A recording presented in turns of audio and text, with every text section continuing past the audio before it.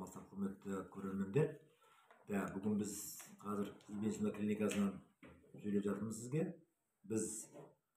Мен өзім Абдуалиев Аширбек Абдуалиевич, специалист по восточной медицине, доктор наукпын, профессормын, академикпін. Мен өзім вообще невропатолог, ревматологпын, бірақ мынау восточный медицина бойынша кандидатский докторский жұмыстарым болған. Соның үшін қазір біз ибн методика бойынша, мижаз теориясы бойынша біз осы жерде өзіміздің медцентрде ауруларға ем көрсетіп жатырмыз. Біз қазір біздің центрде диагностика мәселесі бойынша сөйлеспекшіміз. Біз қандай диагностиканы қолданамыз? Ибн диагностикалары былай болған диагностика. Бірінші пульса диагностика, потом лингва диагностика, пульса диагностика, пульсқа қарап диагноз қояды. Лингва диагностика дегені бұл адамның тіліне қарап қояды. Үшінші диагностика по моче, потом диагностика по калу, адамның тезегіне қарап диагноз қояды. Енді одан кейін ибн диагностикасы бар, адамның внешний вид, адамның сыртқы көрінісі, жүрегі, тұруы, көзі, даже мынау сөйлегендегі дауысының тембрі. Тембр деген қалай? Дауысының қатты шығуы, жай шығуы. Мысалы күлуі, күлмеуі, настроениясы, көзінің қалай қарауы. Это называется физиогномика. Адамның внешний видіне қарап диагноз қою. Енді бұл диагностикалардың бәрі отдельный тема. Бүгін біз лингва диагностика бойынша сөйлесеміз. Адамның тіліне қарап диагноз қою. Тілге қарап нені үйренсе болады. Енді білесіздер, қазір медицина екі направление бар. Бірі народный медицина, восточный медицина, қазір традиционный медицина deyilеді бұл. Қазір официально біздің Қазақстанда бұл қабылданған, реестрге кірген бұл медицина. Екінші медицина бұл европейский медицина, бұл современный медицина. Қазір біздің Қазақстанның Минздравтың тенденциясы бойынша, как мысалы Қытайдағыдай, Индиядағыдай, Вьетнам, Корея, Япония, оларда екі медицина параллельно жүреді. Потому что екеуі де уже восточный медицина бұл 1000 жыл біздің тарихқа адамзат қолданып келген медицина. Бұл мынандай шарлатанство емес бұл. Бұның ғылыми основалары бар, теориялар бар. Бәрі мысалы практически негізделген. Енді қазіргі біздің европейский медицина бұл инструментальный методтарға негізделген. Енді қазір біздің докторларымыз соншалықты инструментальный кіріп кетіп қалған, ол адамның пульсіне қарамайды, тіліне қарамайды, мысалы үшін, жүріс-тұрысына қарамайды. Бұл қалай қарайды? Келгенде мына лабораторный анализге қарайды, бірінші очередь. Жібере береді, лабораторияға жібере береді, лаборатория ашып қалған болуы мүмкін. Ол көпшілік доктор ойламайды оны. Лабораторияны ашып қалса мынау.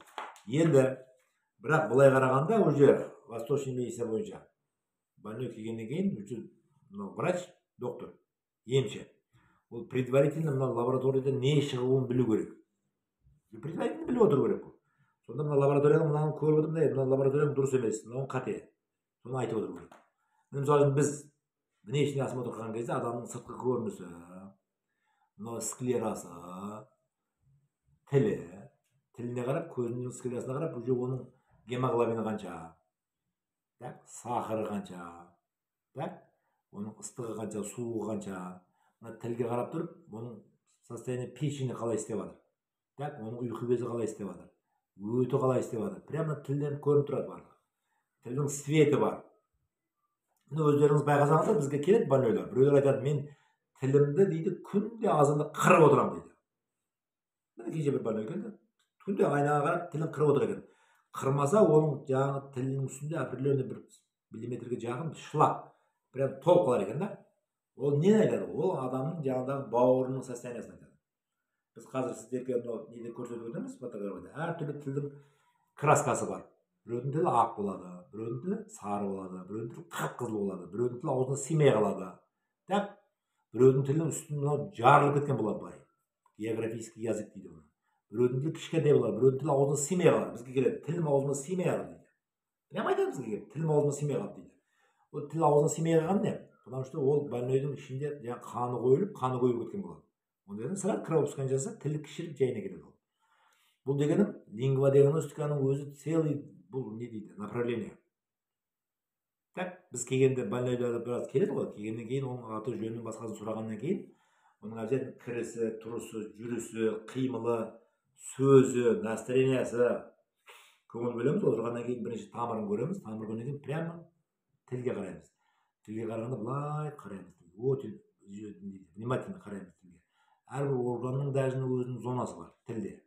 Сол зона көрініп тұрады. Мысалы үшін жүректің зонасы бар, бауырдың зонасы бар, өкпенің зонасы бар. Сол зоналарға определенный нелер қонады жаңағы. Шлактар қонады да. Оның краскасына, светіне қарап тұрып біз диагноз қоямыз. Мысалы сахарды қалай определять қыласыз? Сахарды көргеніңізде, егер сахар көтерсе тілді қарасаңыз, тіл прям құрып тұрады, құрып. Влажность кетіп қалады, влажность. Ана влажностьқа үйренсеңіз, влажностьтың қаншалықты степенде барлығын уже сахарды определять қылсаңыз болады. Енді бауырдың состояниесі. Бауыр ауырған кезде тілдің бетіне прям мынандай не дейді, желтый налет толып қалады прям. Оны біреулер қырып отырады дейді. Енді бауырдың состояниесі жақсы болған сайын ана тілдегі ана сары краска кете бастайды.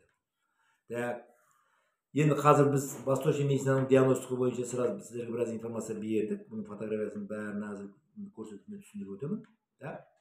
Сіздердің нелерің рахмет.